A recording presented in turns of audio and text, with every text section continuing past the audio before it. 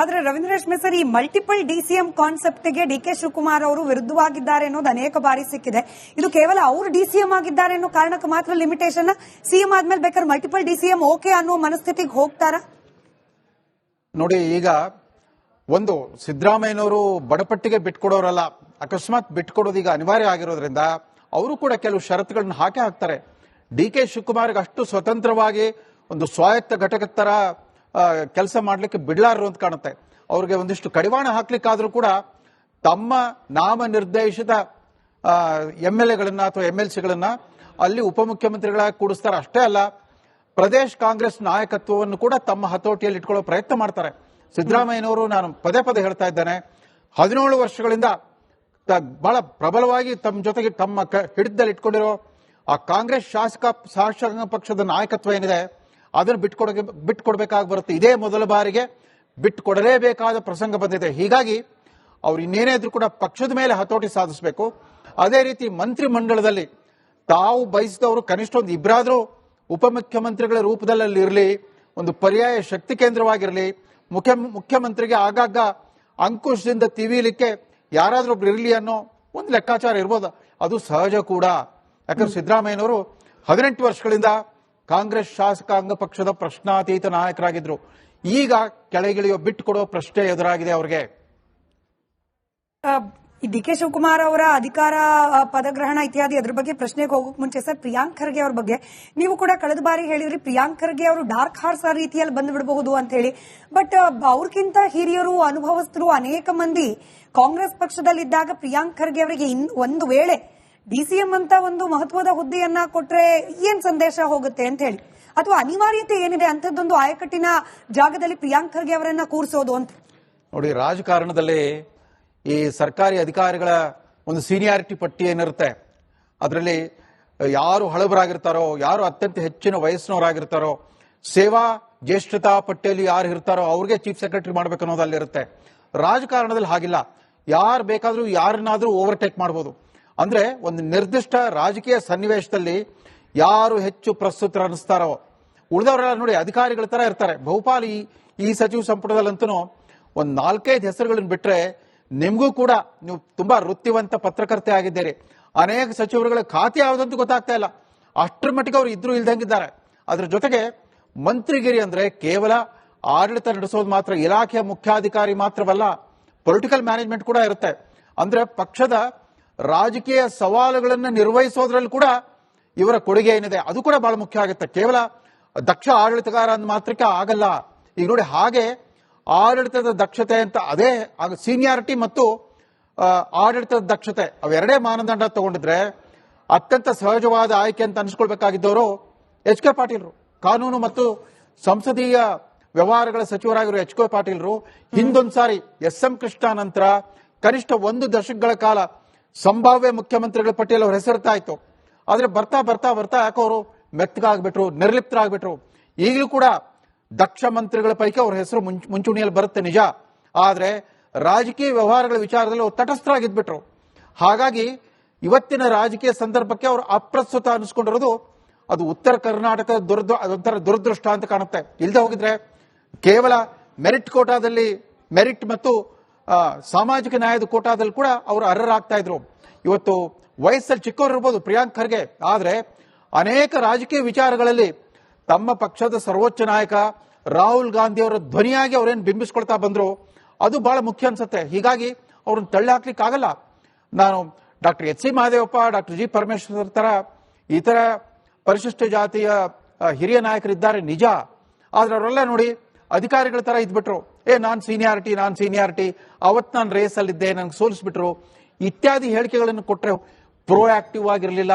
ಸಕಾರಾತ್ಮಕ ನೀವು ನೋಡಿ, ಪದವಿ ಯಾವುದೇ ಪದವಿ ಅದಕ್ಕೆ ನೀವು ಬೆನ್ನತ್ತೆ ಹೋದ್ರೆ ಹಠ ಮಾಡಿದವರು ಸಿಗಲ್ಲ ರಾಜಕಾರಣದಲ್ಲಿ.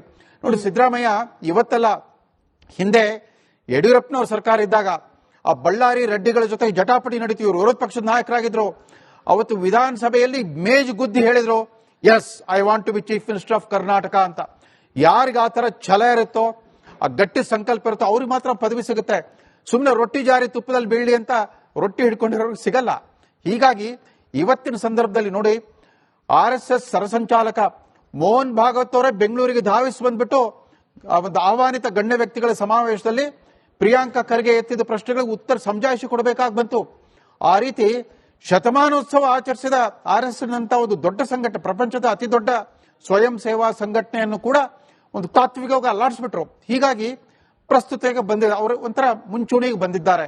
ಅದ್ರ ಜೊತೆಗೆ ಅವರು ಬರೀ ಕ್ಯಾಬಿನೆಟ್ ಸಚಿವರಲ್ಲ, ಬರೀ ಕಾಂಗ್ರೆಸ್ ನಾಯಕರಲ್ಲ, MLA ಮಾತ್ರ ಅಲ್ಲ, ಅಖಿಲ ಭಾರತ ಕಾಂಗ್ರೆಸ್ ಅಧ್ಯಕ್ಷರ ಸುಪುತ್ರ ಮಲ್ಲಿಕಾರ್ಜುನ್ ಖರ್ಗೆ ಅವರಿಗೆ ವಯೋಮಾನ ಅವರಿಗೆ ಪ್ರತಿಕೂಲವಾಗಿದೆ. ಈಗ ಅವರು ಕರ್ನಾಟಕ ಇಲ್ಲದೆ ಹೋಗಿದ್ರೆ ಇವತ್ತಿನ ಸನ್ನಿವೇಶದಲ್ಲಿ ಅವರೇ ಕಾಂಪ್ರಮೈಸ್ ಕ್ಯಾಂಡಿಡೇಟ್ ಆಗ್ಬಿಡ್ತಾ ಇದ್ರು. ಅವರು ತಮ್ಮ ಚಾನ್ಸ್ ಮಿಸ್ ಮಾಡ್ಕೊಂಡ್ರು. ಇದೀಗ ಆ ಚಾನ್ಸ್ ಅವ್ರ ಮಗನಿಗೆ ದಕ್ಕೋ ಸಾಧ್ಯತೆ ಎದ್ದು ಕಾಣ್ತಾ ಇದೆ. ಆದ್ರೆ ರವೀಂದ್ರ ರೇಷ್ಮೆ ಸರ್, ಈ ಮಲ್ಟಿಪಲ್ DCM ಕಾನ್ಸೆಪ್ಟ್ ಗೆ DK ಶಿವಕುಮಾರ್ ಅವರು ವಿರುದ್ಧವಾಗಿದ್ದಾರೆ ಅನ್ನೋದು ಅನೇಕ ಬಾರಿ ಸಿಕ್ಕಿದೆ. ಇದು ಕೇವಲ ಅವರು DCM ಆಗಿದ್ದಾರೆ ಅನ್ನೋ ಕಾರಣಕ್ಕೆ ಮಾತ್ರ ಲಿಮಿಟೇಷನ್, CM ಆದ್ಮೇಲೆ ಬೇಕಾದ್ರೆ ಮಲ್ಟಿಪಲ್ DCM ಓಕೆ ಅನ್ನೋ ಮನಸ್ಥಿತಿಗೆ ಹೋಗ್ತಾರಾ? ನೋಡಿ, ಈಗ ಒಂದು ಸಿದ್ದರಾಮಯ್ಯನವರು ಬಡಪಟ್ಟಿಗೆ ಬಿಟ್ಕೊಡೋರಲ್ಲ, ಅಕಸ್ಮಾತ್ ಬಿಟ್ಕೊಡೋದು ಈಗ ಅನಿವಾರ್ಯ ಆಗಿರೋದ್ರಿಂದ ಅವರು ಕೂಡ ಕೆಲವು ಷರತ್ತುಗಳನ್ನ ಹಾಕ್ತಾರೆ. DK ಶಿವಕುಮಾರ್ಗೆ ಅಷ್ಟು ಸ್ವತಂತ್ರವಾಗಿ ಒಂದು ಸ್ವಾಯತ್ತ ಘಟಕದ ತರ ಕೆಲಸ ಮಾಡ್ಲಿಕ್ಕೆ ಬಿಡ್ಲಾರರು ಅಂತ ಕಾಣುತ್ತೆ. ಅವ್ರಿಗೆ ಒಂದಿಷ್ಟು ಕಡಿವಾಣ ಹಾಕ್ಲಿಕ್ಕಾದ್ರೂ ಕೂಡ ತಮ್ಮ ನಾಮ ನಿರ್ದೇಶಿತ MLAಗಳನ್ನ ಅಥವಾ MLCಗಳನ್ನ ಅಲ್ಲಿ ಉಪಮುಖ್ಯಮಂತ್ರಿಗಳಾಗಿ ಕೂಡಿಸ್ತಾರೆ. ಅಷ್ಟೇ ಅಲ್ಲ, ಪ್ರದೇಶ್ ಕಾಂಗ್ರೆಸ್ ನಾಯಕತ್ವವನ್ನು ಕೂಡ ತಮ್ಮ ಹತೋಟಿಯಲ್ಲಿ ಇಟ್ಕೊಳ್ಳೋ ಪ್ರಯತ್ನ ಮಾಡ್ತಾರೆ.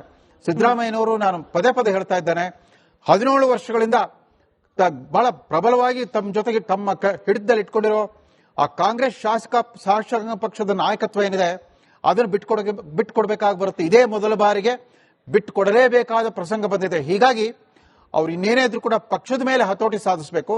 ಅದೇ ರೀತಿ ಮಂತ್ರಿ ಮಂಡಲದಲ್ಲಿ ತಾವು ಬಯಸಿದವರು ಕನಿಷ್ಠ ಒಂದು ಇಬ್ಬರಾದ್ರೂ ಉಪಮುಖ್ಯಮಂತ್ರಿಗಳ ರೂಪದಲ್ಲಿ ಇರಲಿ, ಒಂದು ಪರ್ಯಾಯ ಶಕ್ತಿ ಕೇಂದ್ರವಾಗಿರಲಿ, ಮುಖ್ಯಮಂತ್ರಿಗೆ ಆಗಾಗ ಅಂಕುಶದಿಂದ ತಿವಿಲಿಕ್ಕೆ ಯಾರಾದ್ರೂ ಒಬ್ರು ಇರಲಿ ಅನ್ನೋ ಒಂದು ಲೆಕ್ಕಾಚಾರ ಇರ್ಬೋದು.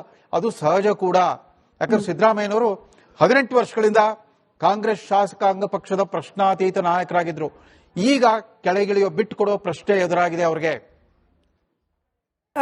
DK ಶಿವಕುಮಾರ್ ಅವರ ಅಧಿಕಾರ ಪದಗ್ರಹಣ ಇತ್ಯಾದಿ ಅದ್ರ ಬಗ್ಗೆ ಪ್ರಶ್ನೆಗೆ ಹೋಗೋಕ್ ಮುಂಚೆ ಸರ್, ಪ್ರಿಯಾಂಕ್ ಖರ್ಗೆ ಅವ್ರ ಬಗ್ಗೆ ನೀವು ಕೂಡ ಕಳೆದ ಬಾರಿ ಹೇಳಿದ್ರಿ ಪ್ರಿಯಾಂಕ್ ಖರ್ಗೆ ಅವರು ಡಾರ್ಕ್ ಹಾರ್ಸ್ ಆ ರೀತಿಯಲ್ಲಿ ಬಂದು ಬಿಡಬಹುದು ಅಂತ ಹೇಳಿ. ಬಟ್ ಅವ್ರಕ್ಕಿಂತ ಹಿರಿಯರು, ಅನುಭವಸ್ಥರು ಅನೇಕ ಮಂದಿ ಕಾಂಗ್ರೆಸ್ ಪಕ್ಷದಲ್ಲಿದ್ದಾಗ ಪ್ರಿಯಾಂಕ್ ಖರ್ಗೆ ಅವರಿಗೆ ಒಂದು ವೇಳೆ DCM ಅಂತ ಒಂದು ಮಹತ್ವದ ಹುದ್ದೆಯನ್ನ ಕೊಟ್ರೆ ಏನ್ ಸಂದೇಶ ಹೋಗುತ್ತೆ ಅಂತ ಹೇಳಿ, ಅಥವಾ ಅನಿವಾರ್ಯತೆ ಏನಿದೆ ಅಂತದ್ದೊಂದು ಆಯಕಟ್ಟಿನ ಜಾಗದಲ್ಲಿ ಪ್ರಿಯಾಂಕ್ ಖರ್ಗೆ ಅವರನ್ನ ಕೂರಿಸೋದು ಅಂತ? ನೋಡಿ, ರಾಜಕಾರಣದಲ್ಲಿ ಈ ಸರ್ಕಾರಿ ಅಧಿಕಾರಿಗಳ ಒಂದು ಸೀನಿಯಾರಿಟಿ ಪಟ್ಟಿ ಏನಿರುತ್ತೆ, ಅದರಲ್ಲಿ ಯಾರು ಹಳಬರಾಗಿರ್ತಾರೋ, ಯಾರು ಅತ್ಯಂತ ಹೆಚ್ಚಿನ ವಯಸ್ಸಿನವರಾಗಿರ್ತಾರೋ, ಸೇವಾ ಜ್ಯೇಷ್ಠತಾ ಪಟ್ಟಿಯಲ್ಲಿ ಯಾರು ಇರ್ತಾರೋ ಅವ್ರಿಗೆ ಚೀಫ್ ಸೆಕ್ರೆಟರಿ ಮಾಡ್ಬೇಕು ಅನ್ನೋದು ಅಲ್ಲಿರುತ್ತೆ. ರಾಜಕಾರಣದಲ್ಲಿ ಹಾಗಿಲ್ಲ, ಯಾರು ಬೇಕಾದ್ರೂ ಯಾರನ್ನಾದ್ರೂ ಓವರ್ಟೇಕ್ ಮಾಡಬಹುದು.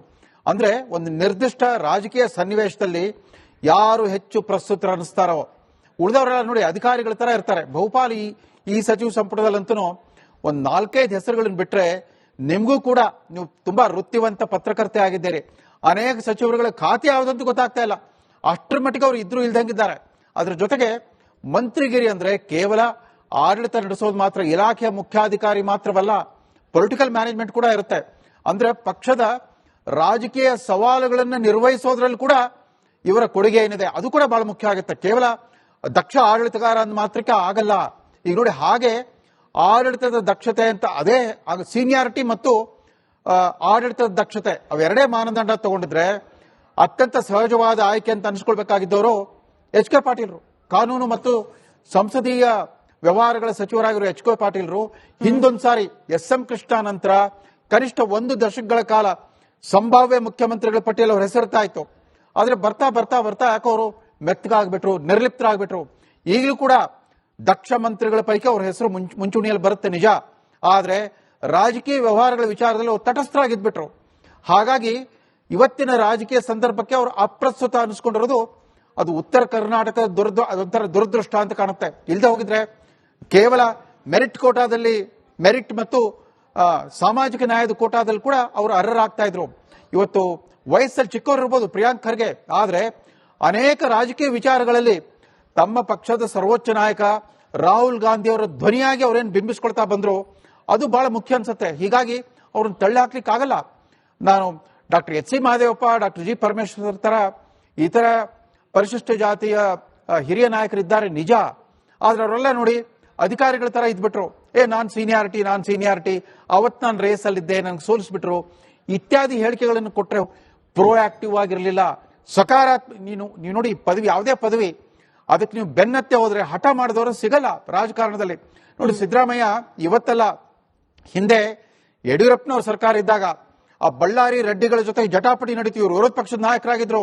ಅವತ್ತು ವಿಧಾನಸಭೆಯಲ್ಲಿ ಮೇಜ್ ಗುದ್ದಿ ಹೇಳಿದ್ರು, yes I want to be chief minister of Karnataka ಅಂತ. ಯಾರಿಗೆ ಆ ತರ ಛಲ ಇರುತ್ತೋ, ಆ ಗಟ್ಟಿ ಸಂಕಲ್ಪ ಇರುತ್ತೋ ಅವ್ರಿಗೆ ಮಾತ್ರ ಪದವಿ ಸಿಗುತ್ತೆ.